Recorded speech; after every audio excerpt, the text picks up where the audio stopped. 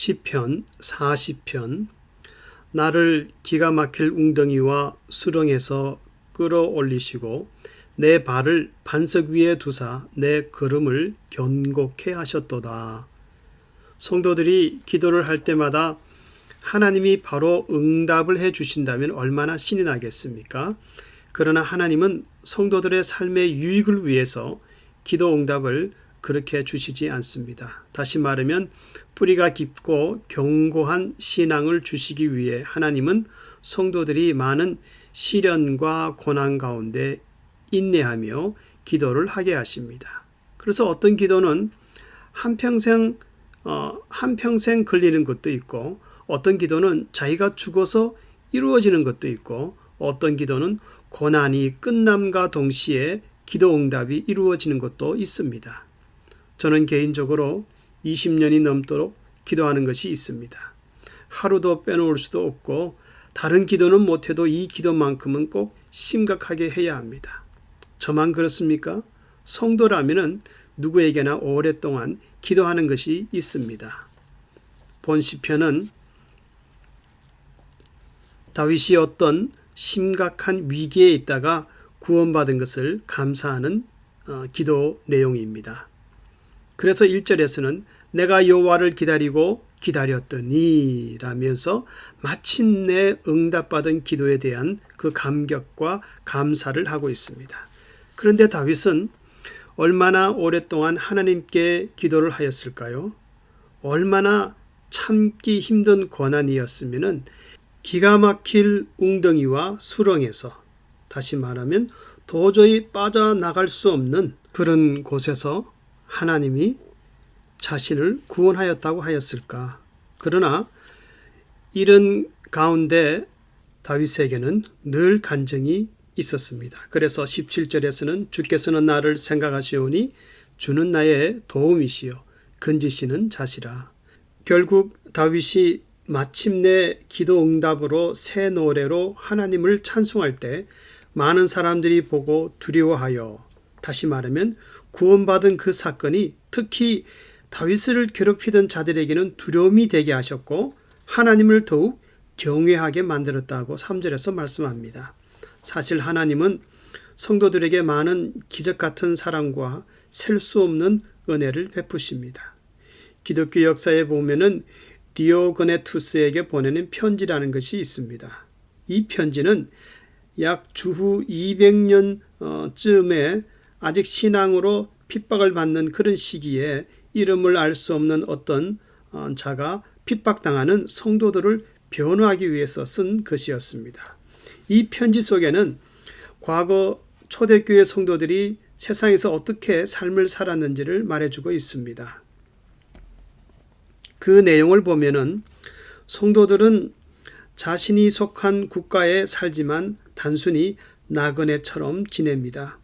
시민으로 살면서도 마치 외국인처럼 모든 것을 참고 견딥니다. 그들은 모든 사람을 사랑하면서도 모든 사람들로부터 박해를 받습니다. 그들은 가난하지만 많은 사람을 부욕해 합니다. 그들은 부족하지만 모든 것이 넘칩니다. 그들은 경멸을 당하지만 그러나 바로 그 경멸 가운데서 영광을 받습니다. 그들은 항상 험담을 들으면서도 옳다고 인정을 받습니다. 그들은 책망을 받으면서도 그 모욕을 영광으로 생각합니다. 그들은 선행을 행하면서도 악행자라고 처벌을 받습니다. 그들은 유대인들로부터 이방인이라고 공격을 당하고 히랍인들로부터 핍박을 받지만 그들을 미워하는 자들은 무슨 이유로 그렇게 성도들을 증오하는지 그 까닭을 밝히지 못합니다. 한마디로 초대교회 성도들의 생활은 세상에서 기가 막힌 어려운 삶을 살았습니다. 사람들로부터 늘 만만한 존재였고 항상 손해보며 사는 존재였던 것입니다.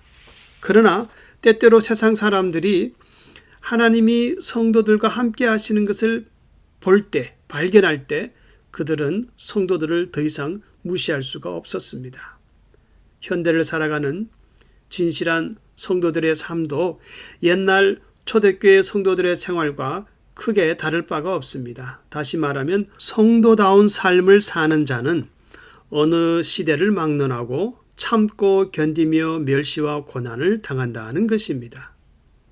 그래서 히브리서 11장에서는 이런 사람은 세상이 감당치 못하도다. 다시 말하면 이 세상은 성도들이 살기에 적합하지 않다는 것입니다.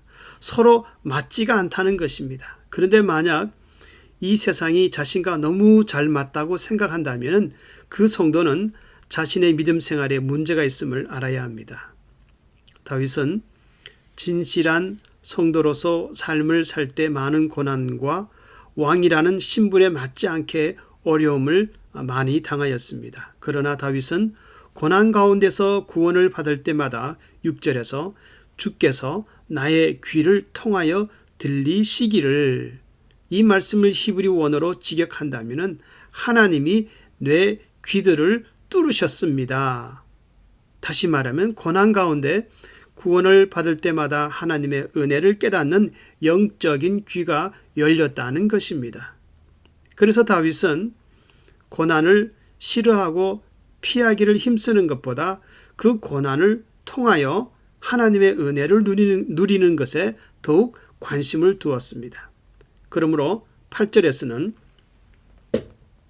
하나님의 뜻 행하기를 즐겨하여 얼마나 철저히 지켰든지 주의 법이 나의 심중에 있나이다. 여기서 심중이라는 말은 본래 몸속의 깊은 내장을 의미합니다. 그래서 주의 법이 나의 내장 속에 있다는 것은 은혜를 사모하는 다윗이 항상 말씀에 대한 깊은 신뢰와 함께 순종하는 마음을 가졌다는 것입니다. 그 다음 11절에서 17절까지는 최근에 하나님의 구원을 체험하였지만 미래에도 자신을 구원하여 주시기를 기도하고 있습니다. 다시 말하면 한번 구원받은 그 기도 응답에 대한 감사와 감격이 그치지 않고 앞으로 있을 기도 응답을 미리 호소하고 있다는 것입니다.